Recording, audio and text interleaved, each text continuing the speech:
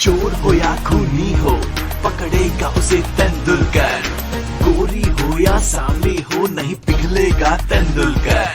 अगर किसी ने दिया घूस तो घूसा देगा तेंदुलकर। कानून के हाथ जब छोटे पड़ जाए तो हाथ बढ़ाए तेंदुलकर। नो पुरुष नो स्त्री, इसे पसंद सिर्फ मिस्ट्री। ये है डिटेक्टिव तेंदुलकर।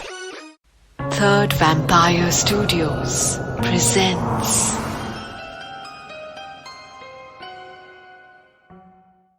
वीकेंड था। मैं और मेरी डिटेक्टिव एजेंसी का असिस्टेंट टेंजिंग वांगचुक घाटकोपर के स्टार सिटी मॉल में टाइम पास करने निकले थे। ये मॉल मुंबई के बेहतरीन मॉल्स में से एक है। हम एक बड़े से स्पोर्ट्स स्टोर के बाहर खड़े होकर विंडो डिस्प्ले देख रहे थे। हम अंदर जाने ही वाले थे कि पीछे से एक जानी पहचानी आवाज आई। डिटेक्टिव तेंदुलकर, यहाँ क्या कर रहे हो? मैंने मुड़ के देखा। आवाज सब इंस्पेक्टर कृष्णा पाटकर की थी। वो यूनिफॉर्म पहने हुए मॉल में घूम रहे थे। मैं मुस्कुराया। कुछ नहीं, वीकेंड पर थोड़ी शॉपिंग हो रही है और फिर ड्रिंक्स और dinner. Sub inspector Krishna Patkar ने टेंजिंग का कंधा थपथपाया। और तू क्या कर रहा है छोटे? टेंजिंग ने एक कदम पीछे लिया। ये मैं हूँ, ये मॉल है और ये हमारी पार्टी हो रही है। सॉरी यार टेंजिंग, गलती हो गई जो तुझसे कुछ पूछ लिया। हम तीनों हंसे। फिर मैंने उनसे पूछा, आप मॉल में क्या कर रहे हो इंस्पेक्टर, वो भी यूनिफॉर्म में? मॉल में एक हादसा हुआ है। कैसा हादसा इंस्पेक्टर? यहाँ तो सब मजे में लग रहे हैं। किसी का खून हुआ है डिटेक्टिव। मैं मल्टीप्लेक्स में उसी की छानबीन करने जा रहा था, तभी तुम्हें देख लिया। खून कहाँ हुआ है? ऑडिटोरियम में? हाँ डिटेक्टिव, चलोगे साथ? जल्दी निपटा लेंगे तो मैं भी अपने मैरिज एनिवर्सरी के लिए टाइम पर घर जा पाऊंगा। मैंने टेंजिंग की तरफ देखा और आखिर मैंने उसे आज के लिए ट्रीट प्रॉमिस की थी। उसने बिंदास कहा, चलो चलो मर्डर देखते हैं। मैंने उसके कंधे पर हाथ रखा और कहा, ये मलिका शेरावत वाला मर्डर नहीं है क्या सर? आप भी चलो चलते हैं, इन्वेस्टिगेशन करते हैं। शाबाश, चलो देखते हैं लाश। चलते वक्त मुझे कुछ सूझा और मैंने सब इंस्पेक्टर पाटकर की तरफ देखा। उन मल्टीप्लेक्स वालों को कैसे पता कि वो आदमी मर गया है या जिंदा है? Good question.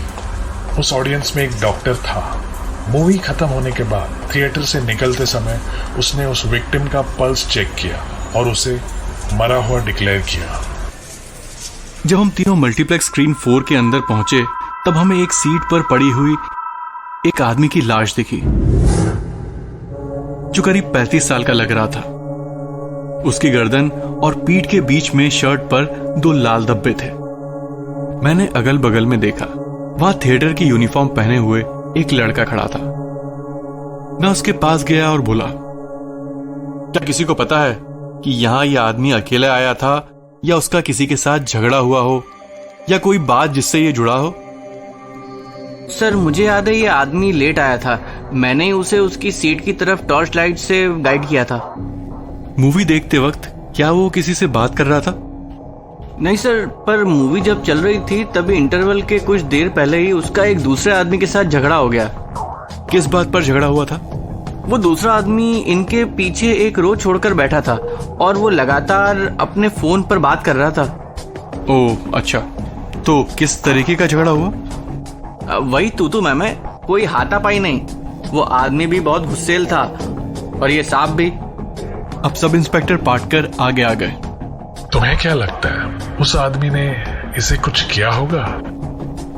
बात तो बहुत मामूली थी, पर वो आदमी उसे इंटरवल में भी बाहर जाते वक्त घूर रहा था।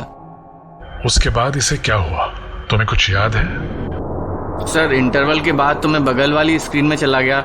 वहां मूवी खत्म हो गई थी और मुझे सीट्स क्लीन करने थे। अब मैं और टेंजिंग उस लाश की तरफ बढ़े। हमने उसकी गर्दन पर लगे हुए धब्बों को ध्यान से देखा। फिर मैंने एक कांस्टेबल से ग्लव्स लेकर उस लाश को पूरी तरह टटोला। तब तक सब इंस्पेक्टर कृष्णा पाटकर ने अपने जूनियर से कहा कि मल्टीप्लेक्स की सीसीटीवी रिकॉर्डिंग से उस आदमी का पता करें जिसने उस विक्टिम से झगड़ा किया था और उसे तफ्तीश के लिए बुला लें। अब सब इंस्पेक्टर कृष्णा पाटकर भी उस लाश को देख रहा था। उसने मेरी तरफ देखा। इसके चेहरे के रंग से लगता है इसकी मौत जहर फैलने से हुई है। बिल्कुल सही पाटकर साहब, पर तरीका बहुत अनोखा अपनाया गया है। मैं कुछ समझा नहीं डिटेक्टिव। मैं समझाता हूं, पर पहले मुझे स्क्रीन के एंट्रेंस के सीसीटीवी रिकॉर्डिंग्स देखनी है। पर हम ढूंढ क्या रहे हैं डिटेक्टिव? अभी बताता हूं, पहले आप जरा रिकॉर्डिंग दिखाओ। ठीक है डिटेक्टिव, मैं अभी करवाता हूं। करीब 15 मिनट बाद मैं, टेंजिंग और सब इंस्पेक्टर पाटकर एक कंप्यूटर पर सीसीटीवी रिकॉर्डिंग देख रहे थे। वीडियो को कुछ मिनटों तक देखने के बाद अचानक मैं चिल्लाया, रोको, वीडियो रोको। मुझे इस छड़ी वाले बंदे के क्लोज शॉट चाहिए और मॉल के सिक्योरिटी सुपरवाइजर से भी पता करना है कि वो मॉल के अंदर और बाहर कैसे गया। कुछ देर बाद मॉल के सिक्योरिटी सुपरवाइजर को सीसीटीवी रिकॉर्डिंग से पता चला कि वो छड़ी वाला शख्स चलकर मॉल के अंदर आया तो था, पर लौटते वक्त उसका कोई ठिकाना नहीं था। उसे आखिरी बार मॉल के एक जेंट्स वॉशरूम में जाते हुए देखा गया था, पर वो वहां से बाहर आया ही नहीं। हम सब अब मॉल के सिक्योरिटी हेडक्वार्टर्स में बैठे थे। मैंने उस टॉयलेट में आने जाने वाले लोगों की पूरी सीसीटीवी रिकॉर्डिंग मंगवाई। तब जाकर मुझे सच पता चला। मैंने सब इंस्पेक्टर पाटकर और टेंजिंग को देखा। ध्यान से देखो, वो जब जेंट्स वॉशरूम में गया था तो वो वहीं अंदर से भेस बदलकर बाहर आया था। ओह, यानी छड़ी अभी भी जेंट्स वॉशरूम में मिल सकती है? शायद नहीं सर, क्योंकि उस खूनी के जाने के बाद एक आदमी एक भारी बैग लेकर वॉशरूम से निकल गया। टेंजिंग ने वीडियो रिवाइंड किया। ये अंदर जाते वक्त उसके असिस्टेंट के हाथ में कितना कम सामान था। वही असिस्टेंट अब उसके पुराने कपड़े और छड़ी फोल्ड करके एक बड़ी सी बैग में डालकर निकल जाता है। Good thinking Tenzing. मैंने भी पहली बार इसे पहली नजर में मिस कर दिया था। आप तो हर एक वीडियो कम से कम 5 बार देखते हो सर, आपको तो आसानी से पता चल जाता। वाओ डिटेक्टिव, क्या पकड़ा है। वैसे कुछ खाओगे? नहीं, मैं और टेंजिंग इसके बाद डिनर करेंगे। अच्छा ठीक है। टेंजिंग, तुम कुछ लोगे? मुझे पॉपकॉर्न, समोसा और एक कोक चलेगा। मैंने टेंजिंग को अचरज से देखा। हमें कुछ देर में डिनर करना है टेंजिंग। इतना सब हजम करने के लिए क्या एवरेस्ट चढ़ोगे? अरे क्या सर, ये तो एस्केलेटर से उतरते उतरते ही हजम हो जाएगा। ये भी ठीक है। लाओ भाई, युवराज के लिए पॉपकॉर्न और कोक की थाली पेश की जाए। इंस्पेक्टर पाटकर ने हंसकर अपने असिस्टेंट को खाने का ऑर्डर दे दिया और कुछ मिनरल वाटर की बॉटल्स भी मंगवाई। फिर वो मेरी तरफ मुड़ा। अब बता भी दो डिटेक्टिव, तुम्हें उस छड़ी वाली आदमी पर शक क्यों हुआ? मैंने उस लाश की गर्दन पर जो जख्म देखे हैं, उन्हें देखकर यही अंदाजा लगा सकता हूं कि इसकी मौत ब्लोगन से हुई है। टेंजिंग ये सुनकर कंफ्यूज हो गया। ब्लोगन क्या होता है सर? ब्लोगन्स एक्चुअली खोखले बैम्बू होते हैं जिनमें से पॉइजनस डार्ट्स जोर से फूंक कर फायर किए जाते हैं। अगर उन डार्ट की टिप्स पर या उनके पैलेट्स की टिप्स पर जहर हो तो विक्टिम कुछ ही पलों में वहीं दम तोड़ सकता है। इंस्पेक्टर पाटकर अब सोच में पड़ गया था। पर इन्हें इस्तेमाल कौन करता है? अमेज़न जंगल के ट्राइबल्स यानी वहां के आदिवासी इन्हें यूज करते हैं। पक्षी, खरगोश और बंदर जैसे छोटे जानवरों को बेहोश करने के लिए या मारने के लिए इनका इस्तेमाल किया जाता है। टेंजिंग ने मुझे देखा। तो आपको उसके गले में गड़े हुए पैलेट से यह अंदाजा हो गया और इसीलिए आप एक लंबी छड़ी वाले शख्स को ढूंढ रहे थे? बिल्कुल सही टेंजिंग। सर, शहर में आमतौर पर ब्लोगन्स क्यों नहीं दिखते? क्योंकि यहां तुम्हें छोटे जानवरों का शिकार करने की जरूरत नहीं पड़ती। बस फोन उठाओ और स्विगी से अपनी फेवरेट चिकन या मटन डिश मंगवाओ। यह सुनकर टेंजिंग खुश हो गया। उसे मेरी बातों का तंज बिल्कुल समझ नहीं आया। तभी थिएटर का मैनेजर उसके लिए उसका ऑर्डर ले आया। यह देखकर मैंने राहत की सांस ली और कहा, चल भाई टेंजिंग, पॉपकॉर्न खा ले और शांत हो जा, इससे पहले कि मेरे दिमाग के सेल्स भी पॉपकॉर्न की तरफ फटने लगे। ओके सर, जैसा आप कहें।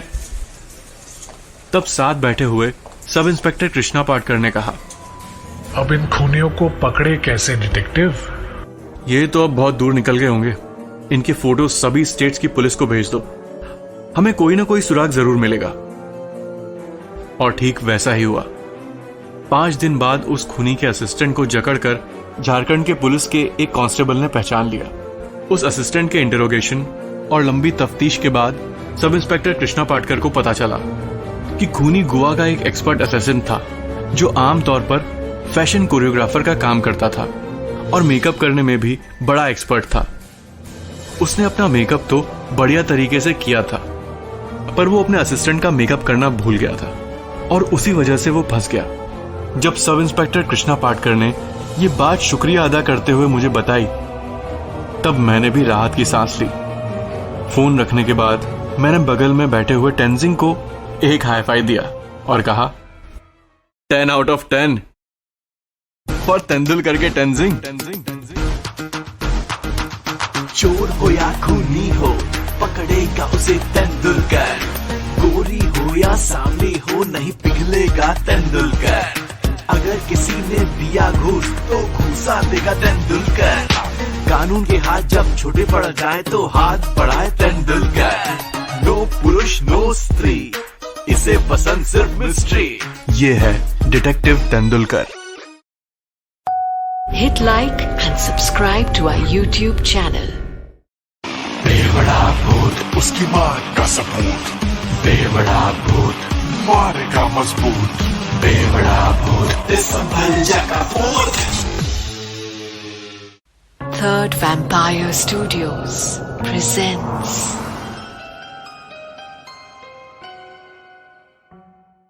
एक बार बेवड़ा भूत मुंबई के सैफी हॉस्पिटल से मरीन ड्राइव की तरफ चलकर जा रहा था। वहां हॉस्पिटल में उसने ढेर सारे पेशेंट्स देखे और मुट्ठी भर डॉक्टर्स भी, जो पूरी तरह समर्पित थे। जब वो छोटा था तब उसे हमेशा से डॉक्टर बनना था, पर बड़े होकर उसे पता चला कि फिजिक्स, केमिस्ट्री और बायोलॉजी, इन सब्जेक्ट से उसे एक एलर्जी है, जिसका ना तो आयुर्वेद के पास इलाज है और न ही एलोपैथी के पास। उसके पीसीबी स्कोर्स इतने दयनीय थे कि उसने आर्ट्स ले लिया। हालांकि उसने इंग्लिश और हिस्ट्री में बहुत अच्छे मार्क्स स्कोर किए थे, इसीलिए वो आगे चलकर कॉलेज में लाइब्रेरियन बना था। खैर, उसके डॉक्टर ना बनने से दुनिया ने एक डॉक्टर खोया, या फिर यूं कहिए कि कई जाने खोने से बच गईं। उस दिन जब वो मरीन ड्राइव पर बैठा था, तभी उसने देखा कि वहां पर 3 दोस्त भी बैठे हैं।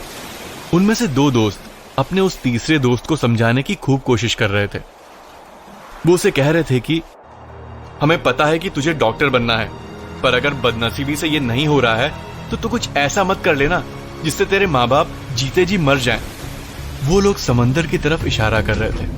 उन्हें डर था कि उनका निराश और हताश दोस्त खुदकुशी ना कर ले। बेवड़ा भूत उनके बगल में जाकर बैठ गया। उसे तो वैसे भी मरीन ड्राइव बहुत पसंद था। वहां खारे पानी की हवा खाते खाते खारी मूंगफलियां खाने का मजा ही कुछ और था। अब वो तीनों दोस्त, जिनके नाम थे सुश्रुत, विक्रांत और सैव्यो, बहुत ही गहरे विचार विमर्श में थे। विक्रांत ने कहा, सुश्रुत, तू सबसे पहले मुझे ये बता कि उस मेडिकल कॉलेज के ट्रस्टी ने क्या कहा था। कुछ सॉल्यूशन ढूंढते हैं। सुश्रुत समंदर की तरफ देखते हुए बोला, अरे वो 15 लाख मांग रहा है। मेरे पास तो मुश्किल से 3 लाख ही हैं, वो भी मां के सभी जेवर गिरवी रखने के बाद। यह सुनकर सैवियो को बहुत बुरा लगा। ओह गॉड, तेरा सीन तो बहुत बुरा है यार। और ऐसा भी नहीं कि तू संजय दत्त दिखता है, वरना तुझे तो मुन्ना भाई एमबीबीएस बना ही देते। यह सुनकर सुश्रुत चिढ़ गया। सैवियो यार, कभी तो सीरियस हुआ कर। अब चुप रह, वरना खुद पानी में कूदने की बजाय मैं तुझे समंदर में धकेल दूंगा। सैवियो ने हमेशा की तरह उसे एक नटखट सी स्माइल दी और कहा, सॉरी यार। फिर सुश्रुत ने अपनी बात जारी रखी, यार मुझे सचमुच डॉक्टर बनना है और जाकर अपने गांव में क्लिनिक खोलना है। वहां एक अच्छे डॉक्टर की जरूरत है और मुझे पता है कि शहर में पढ़ा लिखा डॉक्टर वहां नहीं जाएगा। विक्रांत ने कुछ पल सोचा और फिर कहा, तू एक काम कर सुश्रुत, कल मैं तेरे साथ उस ट्रस्टी से मिलने चलता हूं और दोनों ना साथ मिलकर उसे मनाते हैं। इतने अच्छे मार्क्स मिलने के बाद भी अगर तुझे मेडिकल कॉलेज में एडमिशन नहीं मिल रहा है तो ये गलत है यार। जब वो तीनों कुछ देर बाद वहां से निकल गए, तब बेवड़ा भूत ने उनका पीछा किया। रात भर वो सुश्रुत के छोटे से घर के बाहर एक पुरानी कार पर सोता रहा। You are watching a Third Vampire Studios production. सवेरे सवेरे जब सुश्रुत उस मेडिकल कॉलेज के ट्रस्टी से बात करने के लिए निकला, तब बेवड़ा भूत भी उसके पीछे चल पड़ा। कॉलेज के बाहर सुश्रुत को उसका दोस्त विक्रांत मिला। बेवड़ा भूत ने कॉलेज के बाहर उन्हें फोन ऑपरेट करते हुए देख लिया था। वो सोच रहा था कि एक दूसरे से बात करने के बजाय दोनों आधा समय अपने फोन में लगे हुए हैं। दोनों दोस्त फिर उस मेडिकल कॉलेज के ट्रस्टी के कैबिन में चले गए। उन्होंने उस ट्रस्टी को मनाने की बहुत कोशिश की, पर वो बिल्कुल नहीं माना। उसने उनसे कहा, तुम्हारे परसेंटेज और 5% कम होते तो भी कोई बात नहीं थी, मगर हम डोनेशन का अमाउंट कम नहीं कर सकते। बेवड़ा भूत को पहले ही अंदाजा था कि वो ट्रस्टी मानने नहीं वाला है, इसलिए उसने विक्रांत का फोन लेकर उनकी बातचीत को फेसबुक लाइव के जरिए लाइव स्ट्रीम कर दिया। आपको याद है ना, बेवड़ा भूत किसी को दिखाई नहीं देता, और तो और उसके हाथ में पकड़ी हुई चीज भी किसी को दिखाई नहीं देती। बेवड़ा भूत ने फेसबुक लाइव तो शुरू कर दिया था, पर उसने ऑडियंस प्राइवेट रखी थी। जब उसे मामला हाथ से निकलता हुआ दिखा, तब उसने ऑडियंस पब्लिक कर दी। कुछ ही देर में विक्रांत के दोस्तों और परिवार के सदस्यों के रिएक्शंस उस लाइव फेसबुक वीडियो पर आने लगे। लोग उस ट्रस्टी की लालच और क्रूरता देखकर हैरान रह गए।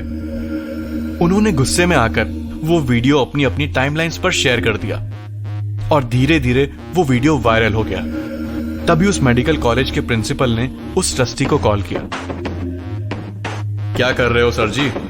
आपकी डोनेशन मांगने वाली बातें फेसबुक पर वायरल हो गई हैं। वो ट्रस्टी चौंक गया। उसकी समझ में नहीं आ रहा था कि उनकी बातें रिकॉर्ड करके कौन फेसबुक पर डाल रहा है। फिर उसने बात संभालने की कोशिश की। सुश्रुत, मैं तो मजाक कर रहा था। हमारे पास स्पेशल रिक्वेस्ट लेकर कई विद्यार्थी आते हैं, पर मैं तुम्हारा जुनून देखना चाहता था। घबराओ नहीं, मैं तुम्हारा एडमिशन बगैर कोई डोनेशन के कर दूंगा। हाँ। सुश्रुत और विक्रांत को अपने कानों पर विश्वास नहीं हुआ। वो लोग खुशी खुशी वहां से निकल गए। पर अब उस ट्रस्टी की और उस मेडिकल कॉलेज की रेपुटेशन मिट्टी में मिल गई थी। कुछ ही दिनों में सुश्रुत की काबिलियत और हालात देखकर मुंबई के top most private medical college ने उसे फ्री एडमिशन दिया, बगैर कोई फीस लिए। बेवड़ा भूत ने जब ये खबर अखबार में पढ़ी तो वो खुशी से झूम उठा। उसने अपनी खुद की पीठ थपथपाई और कहा, तुम भूत नहीं, अद्भुत हो। बेवड़ा भूत, उसकी बात का सबूत। बेवड़ा भूत मारेगा मजबूत। बेवड़ा भूत संभल जा का भूत।